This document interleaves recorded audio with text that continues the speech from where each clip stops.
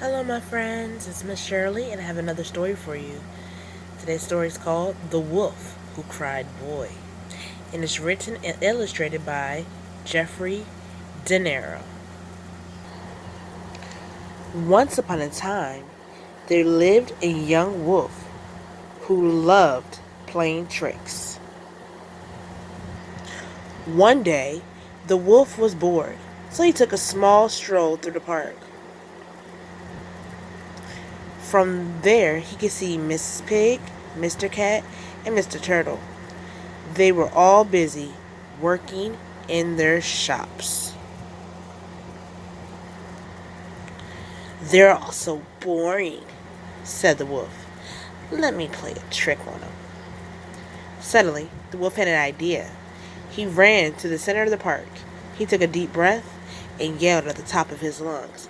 "Help!" he shouted. "There's a horrible little boy after me. Help!"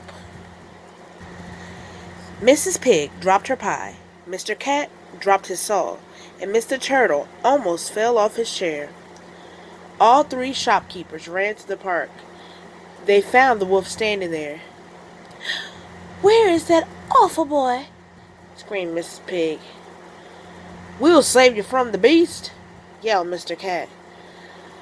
"I'll call the police," added Mr. Turtle. The young wolf just laughed. "I fooled you," he said. "There is no boy here. I just played a trick on you." The shopkeepers were not amused. "You should be ashamed," said Mrs. Pig. "You made me drop my saw," said Mr. Cat. "You're a naughty wolf," added Mr. Turtle.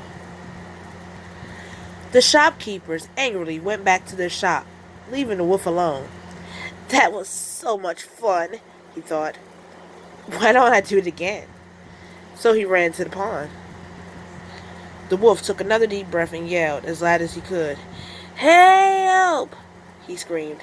"There's a little horrible boy after me. Help!" Mrs. Pig dropped her tray of cookies. Mr. Cat dropped his hammer, and Mr. Turtle dropped his favorite clock. The three shopkeepers ran to the pond. There they found the wolf, sitting on a rock, laughing. "I fooled you again," he cried. "There's no boy here. It is just another joke." Mrs. Pig, Mr. Cat, and Mr. Turtle were angrier than before. They were also angry with themselves for being fooled twice. "You are a scoundrel," said Mrs. Pig. "You should respect your elders," said Mr. Cat. "You're a naughty, naughty wolf," added Mr. Turtle.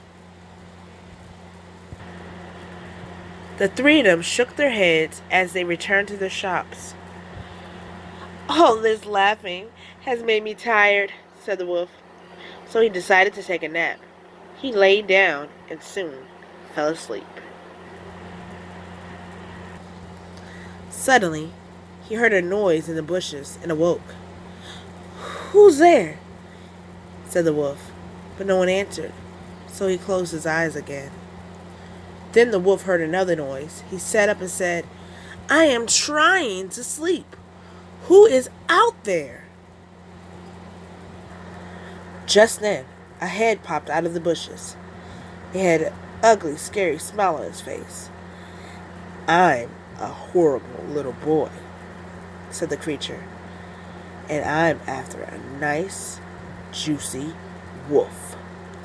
The wolf jumped up. "Help!" he yelled. "There is a horrible little boy after me." But this time, no one came. "Help!" "They don't believe you," said the boy, "and now you are all mine." The wolf yelled again. He ran out of the park and did not stop running until he was all the way home. Then the horrible little boy came out of the bushes and popped off his head. It was Mrs. Pig. Out of the right arm came Mr. Cat. In the left arm came Mr. Turtle. The three shopkeepers smiled at each other and went back to their shops. Mrs. Pig finished baking her cookies. Mr. Cat finished making his table. Mr. Turtle repaired his favorite clock. And they were never bothered by that young wolf again. The end. That was a very awesome story. And does anyone know why I read that story today?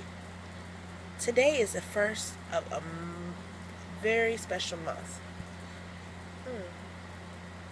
It's January, February, March. Oh, it's April. Today is April 1st. Today is also known as April Fool's Day, when you can play jokes on your friends. But the joke that the little wolf played was not a very nice joke, because everyone believed that he was really being chased. And he wasn't. He was tricking them. In the end, though, they tricked him back, which made him never want to play tricks again. But the important thing about this story is we have to tell the truth, friends. When we don't tell the truth, and it's an emergency, and we're making jokes about emergencies, nobody's going to believe us when it's time for a real emergency. So, it's okay to play jokes, but we do not joke about emergencies. I hope you enjoyed my story, and I'll see you next time. Bye, friends.